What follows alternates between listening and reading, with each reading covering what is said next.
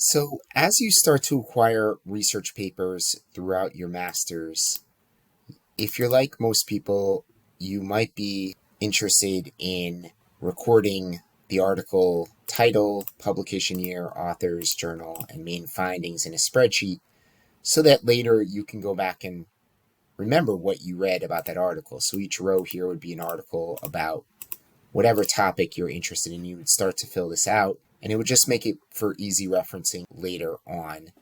And then, of course, in your folder on your Google Drive, so you might have it entitled My Master's Research, you'd have your spreadsheet with your papers, summaries, and then you would have PDFs of the actual papers which you have read. So that's how a lot of people set it up, is with a simple folder in their Google Drive or somewhere like that.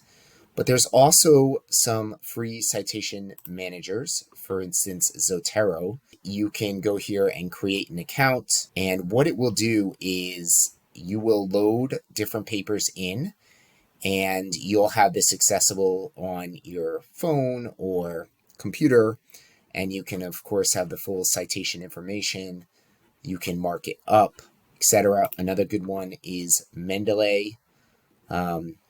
This is one that I actually use. All of these take some time to set up, mostly free account. Of course, there's like upgrades that'll cost more. EndNote's another one that has a free trial. But like I said, with Mendeley, I can just show you what my Mendeley library looks like. Here it's called Mendeley Reference Manager. And I have different collections based on my research interests. So some stuff on bees. So I have articles all about that are loaded in. I have elephant research, sacred groves.